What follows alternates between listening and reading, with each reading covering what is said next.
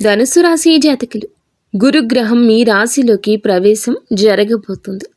ఇందువల్ల ఈ గురుగ్రహ ప్రభావం వల్లే అఖండ స్థితికి నెంబర్ 1గా ఎదగబోతున్నారు. అలాగే ఈ యొక్క రాశి వారి ఫలితాలు మనం గమనిస్తే గనక గతంలో చేసుకున్న అన్ని అప్పులు పోతాయి, సమస్యలు పోతాయి, మంచి స్థితికి వస్తారు. రాశివారు 5 శుభవార్తలు వింటారు. ఇందులో మొదటిది, ఇప్పటి వరకు వివాహం జరగలేదా?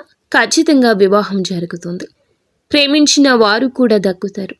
ఉద్యోగం లేక బాధపడుతున్నారా? సమస్య తీరుతుంది. ప్రమోషన్ వచ్చే అవకాశం ఉంది.